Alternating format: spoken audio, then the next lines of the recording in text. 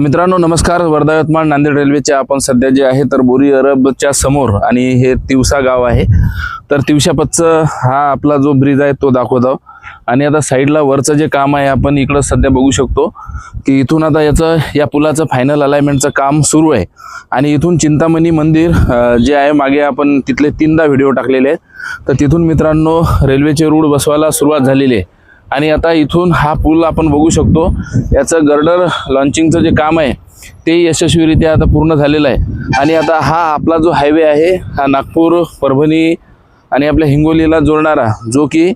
दारवा मार्गे दिग्रस पुसद त्या मार्गे आपल्या नांदेड आणि पूर्ण मराठवाड्याला जोडतो। तसंच हा विदर्भ आणि मराठवाड्याला जोडणारा बहुप्रतीक्षित वर्धा यवतमाळ नांदेड रेल्वेचं काम सध्या आपण इथून यवतमाळ जे आहे 17 किलोमीटर आहे आणि दारवा जे आहे तर ते साधारणतः 25 किलोमीटर आहे। त्या स्पॉटवर मित्रांनो आपण सध्या उभं आहे आणि इथल्या कामाची सध्या सिच्युएशन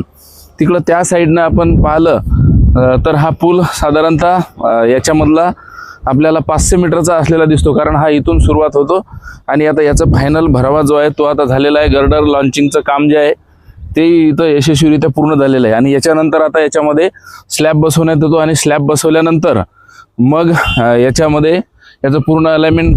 पूर्ण झाल्यानंतर याचं पुलाचं काम मित्रांनो पूर्ण होईल आणि आता याच्या वरच्या साईडला पटरी बसवण्याचं काम सुरू आहे।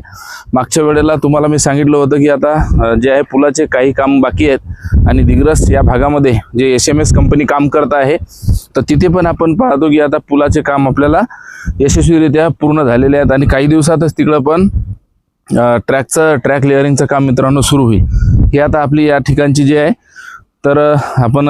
याच्या म्हणजे 1.5-2 वर्षापूर्वी इथला व्हिडिओ मित्रांनो टाकला होता, त्यावेळेला काम अगदी ग्राउंड लेवलचं सुरू होतं। तर आता या सगळ्या सिच्युएशनमध्ये आपलं काम नेमकं केव्हा पूर्ण होणार तर हे पुलांचे काम सुरू आहे आणि आता या 40 किलोमीटरच्या याच्यामधलं कालच आपण पाहिलं की शकुंतला जी आपली रेल्वे आहे तर शकुंतला रेल्वे त्याचाही DPR आता मंजूर झालेला आहे आणि इथून जर आपल्याला शकुंतलेमध्ये त्याला जॉईन करायचं असेल तर अचलपूरपर्यंत आपल्याला वेगळं काही करायचं काम नाही, कारण दारव्यापर्यंत मित्रांनो हाच वर्धा यवतमाळ नांदेड रेल्वेचा ट्रॅक येतो आहे। तिथूनच आपल्याला समोर जो आहे तर कारंजा आणि कारंजानंतर मग मूर्तिजापूर आणि अचलपूर तेवढाच भाग आपल्याला जॉईन करावा लागेल, जेणेकरून आपला जो इतिहास आहे शकुंतलेचा तर तोही या माध्यमातून सुरू होईल आणि वर्धा यवतमाळ नांदेड रेल्वेचा सध्या आपण कामाची परिस्थिती